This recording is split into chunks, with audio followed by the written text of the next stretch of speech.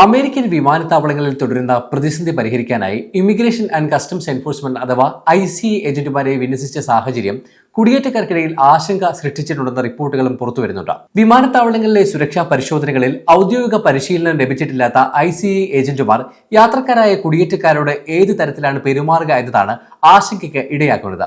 ഇത്തരമൊരു സാഹചര്യത്തിൽ കുടിയേറ്റക്കാർക്ക് മുന്നറിയിപ്പുമായി രംഗത്ത് എത്തിയിരിക്കുകയാണ് ഇന്ത്യൻ വംശജയായ ഇമിഗ്രേഷൻ അഭിഭാഷക സായ്മിത്ര റെഡ്ഡി. അവ എന്തൊക്കെയാണെന്ന് വിശദമായി നോക്കാം.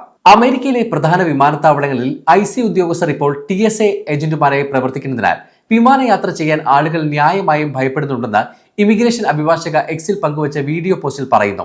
ഇത് രേഖകളില്ലാത്ത കുടിയേറ്റക്കാരെ മാത്രമല്ല ബാധിക്കുന്നത്. ICEയുടെ വിപുലമായ അധികാരങ്ങളും അത് ദുരുപയോഗം ചെയ്യാനുള്ള സാധ്യതയും കണക്കിലെടുക്കുമ്പോൾ നിയമപരമായ സ്ഥിരതാമസ അനുമതിയുള്ളവരും US പൗരന്മാരും ഉൾപ്പെടെയുള്ള പല കുടിയേറ്റക്കാരും വലിയ ആശങ്കയിലാണെന്ന് അവർ പറയുന്നു. എക്സിൽ പങ്കുവച്ച വീഡിയോയിൽ അഭിഭാഷക പറയുന്നത് ഇങ്ങനെയാണ്: ICE ഏജന്റുമാർക്ക് വിപുലമായ അധികാരങ്ങളുണ്ടെന്നും നിയമപരമായ സ്റ്റാറ്റസ് തെളിയിക്കുന്ന രേഖകൾ ആരിൽ നിന്നും ചോദിക്കാൻ അവർക്ക് അവകാശമുണ്ട്.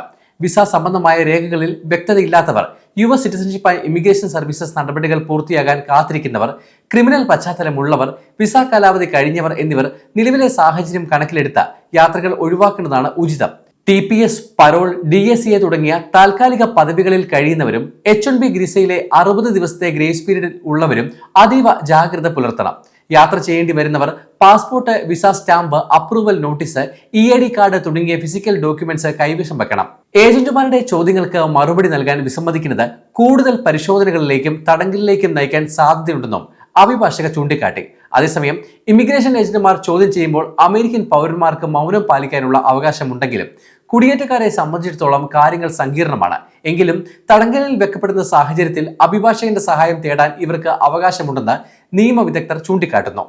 ഇനി ICE ഏജന്റുമാരെ വിന്യസിച്ചിരിക്കുന്ന വിമാനത്താവളങ്ങൾ ഏതൊക്കെയാണെന്ന് വിശദമായി നോക്കാം. അമേരിക്കയിലെ 14 പ്രധാന വിമാനത്താവളങ്ങളിലാണ് നിലവിൽ ICE ഏജന്റുമാരെ വിന്യസിച്ചിരിക്കുന്നത്. വിമാനത്താവളങ്ങൾ ഇവയൊക്കെയാണ്: ചിക്കാഗോ ഓഹെയർ അന്താരാഷ്ട്ര വിമാനത്താവളം, ക്ലീവ്ലാൻഡ് ഹോപ്കിൻസ് അന്താരാഷ്ട്ര വിമാനത്താവളം, ഹാറ്റ്സ്ഫീൽഡ് ജാക്സൺ അറ്റ്ലാന്റ അന്താരാഷ്ട്ര വിമാനത്താവളം, ഹ്യൂസ്റ്റൺ വില്യം P. ഹോബി വിമാനത്താവളം, ജോൺ F. കെനഡി അന്താരാഷ്ട്ര വിമാനത്താവളം, ന്യൂയോർക്കിലെ ലാഗ്വാഡിയ വിമാനത്താവളം, ലൂയിസ് ആംസ്ട്രോങ് ന്യൂ ഓർലിയൻസ് അന്താരാഷ്ട്ര വിമാനത്താവളം, പ്യൂർട്ടോറിക്കോയിലെ ലൂയിസ് മോനോസ് ഹാമാരിൻ അന്താരാഷ്ട്ര വിമാനത്താവളം, ന്യൂയോർക്ക് ലിബർട്ടി അന്താരാഷ്ട്ര വിമാനത്താവളം, ഫിലാഡൽഫിയ അന്താരാഷ്ട്ര വിമാനത്താവളം, ഫീനിക്സ് സ്കൈ ഹാർബർ അന്താരാഷ്ട്ര വിമാനത്താവളം, പിറ്റ്സ്ബർഗ് അന്താരാഷ്ട്ര വിമാനത്താവളം, സൗത്ത് വെസ്റ്റ് ഫ്ലോറിഡ അന്താരാഷ്ട്ര വിമാനത്താവളം എന്നിവയാണ് 14 വിമാനത്താവളങ്ങൾ. ഇനി എന്തിനാണ് ICE ഏജന്റുമാരെ വിന്യസിച്ചിരിക്കുന്നത് എന്ന് നോക്കാം. ഹോംലാൻഡ് സെക്യൂരിറ്റി ഡിപ്പാർട്ട്മെന്റിൽ തുടരുന്ന ഗവൺമെന്റ് ഷട്ട്ഡൌൺ കാരണം വിമാനത്താവളങ്ങൾക്ക് സുരക്ഷയൊരുക്കുന്ന ട്രാൻസ്പോർട്ടേഷൻ സെക്യൂരിറ്റി അഡ്മിനിസ്ട്രേഷൻ അഥവാ TSA ഉദ്യോഗസ്ഥർക്ക് ശമ്പളം മുടങ്ങിയതാണ് വിമാനത്താവളങ്ങളിലെ പ്രതിസന്ധിക്ക് കാരണമായിരിക്കുന്നത്.